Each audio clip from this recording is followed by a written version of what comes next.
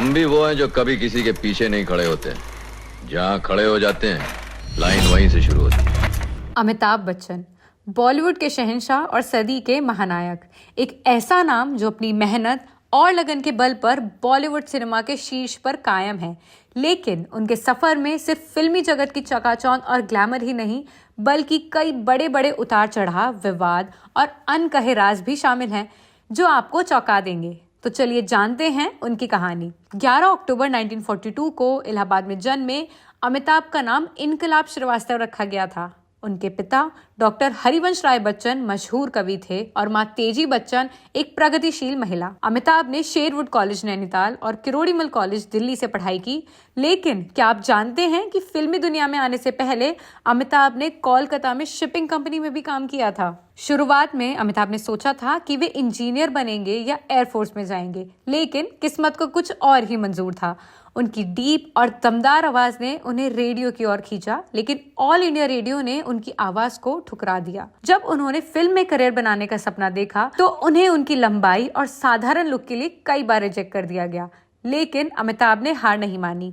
आखिरकार 1969 में 7 हिंदुस्तानी से उन्होंने डेब्यू किया। हालांकि उनकी यह फिल्म ज्यादा सफल ना हो सकी। असली पहचान उन्हें 1973 में आई फिल्म जंजीर से मिली। अपने होते यार हो गमगीन मतलब हम नहीं, जिसमें उन्होंने एंग्री यंग मैन का किरदार निभाया। ये फिल्म उनके लिए मील का पत्थर साबित हुई।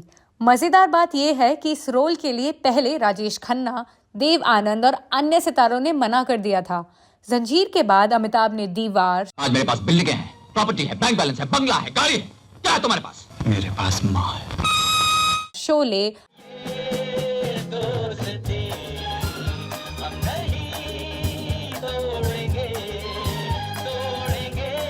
अमर अकबर एंथनी और बड़े बड़े लोग यहाँ हैं, लेकिन ये याद रहे सच्चा प्यार गरीबों, डॉन जैसी ब्लॉकबस्टर फिल्में दी। अरे दीवानो मुझे पहचानो, जरा पहचानो मैं हूँ डॉन। अमिताभ ने न केवल अपनी एक्टिंग से बल्कि अपने डांस और एक्शन से भी दर्शकों का दिल जीत लिया। शोले फिल्म में जय का किरदार आज भी अमर है। आइए अब बात करते हैं अमिताभ बच्चन की पर्सनल लाइफ की। उनकी फिल्मी करियर की तरह उनकी पर्सनल लाइफ में भी काफी उतार चढ़ाव आए। अमिताभ बच्चन का पहला प्यार जया बच्चन या रेखा नहीं, बल्कि ब्रिटिश कंपनी आईसीआई में काम करने वाली महाराष्ट्रियन लड़की थी। ये दोनों कोलकाता में ही नौकरी करते थे और अमिताभ उससे शादी भी करना चाहते थे, लेकिन बात नहीं बनी तो वो नौकरी और कोलकाता दोनों छोड़कर मुंबई आ गए थे। कहा जाता है कि अमिताभ का नाम उनके शुरुआती दिनों में एक्ट्रेस रेखा से जोड़ा गया। सिलसिला जैसी फिल्मों में इन दोनों की केमिस्ट्री ने दर्शकों को दीवाना बना दिया, लेकिन इनकी रियल लाइफ के चर्चे भी कम नहीं थे, जो लगातार कई सालों तक चले। ये सब फिल्म दो अजनबी के सेट पर शुरू हुआ। रेखा और अमिताभ एक होटल में मिले थे। ऐसा कहा जाता है कि उन्होंने गुप्त रूप से शादी कर ली थी, क्योंकि उस समय रेखा ऋषि कपूर और नीतू सिंह की शादी में सिंदूर और मंगलसूत्र पहनकर शामिल हुई थी। इस घटना के बाद जया बच्चन ने रेखा को डिनर के लिए घर पर बुलाया और सीधे सीधे कहा कि वो किसी भी कीमत पर अपने पति को नहीं छोड़ेंगी। अमिताभ के इनकार से रेखा बहुत दुखी हुई। फिल्म फेयर पत्रिका को दिए गए एक इंटरव्यू में उन्होंने कहा, उन्हें ऐसा क्यों नहीं करना चाहिए था। उन्हें अपनी छवि, अपने परिवार, अपने बच्चों की रक्षा के लिए ऐसा किया। लोगों को मेरे और उनके मेरे प्रति प्यार के बारे में क्यों ना पता चले।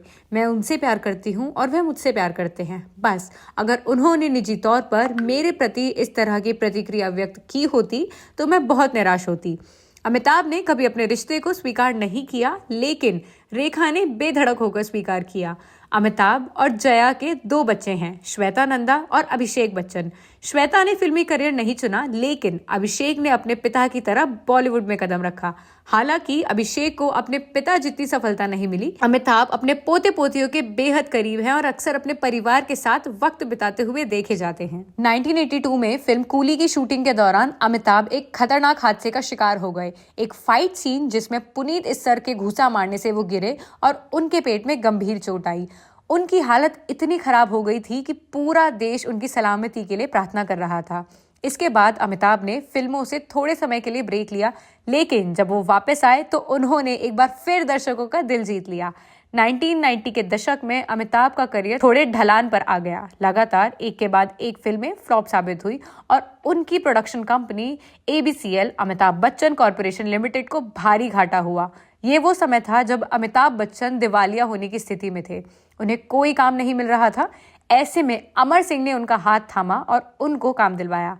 तभी सन 2000 में अमिताभ को टीवी शो कौन बनेगा करोड़पति का होस्ट बनने का मौका मिला। यह सीरियल सुपर डुपर हिट रहा। अमिताभ की दमदार आवाज और होस्टिंग स्टाइल ने उन्हें घर घर का चहेता बना दिया। आपको एक बात और बताते चलें, अमिताभ ने इलाहाबाद से सांसद का चुनाव लड़ा और जीत भी गए। उनकी दीवानगी का आलम यह था कि चुनाव में बड़ी संख्या में लड़कियों ने बैलेट पेपर पर मोहर की जगह किस करके डाले।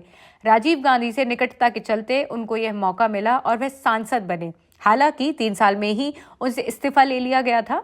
फिर अमिताभ ने कभी राजनीति में आने का नहीं सोचा। हालांकि उनकी पत्नी जया बच्चन समाजवादी पार्टी से सांसद हैं। आज अमिताभ बच्चन न केवल फिल्मों में एक्टिव हैं बल्कि सोशल मीडिया पर भी काफी पॉपुलर हैं। वो अपनी कविताएं, थॉट्स और डेली लाइफ के एक्सपीरियंसेस फैंस के साथ शेयर करते हैं। उनकी हालिया फिल्में जैसे कल्कि, गणपत, ऊंचाई और ब्रह्मास्त्र ने यह साबित कर दिया कि उम्र उनके लिए महज एक नंबर है।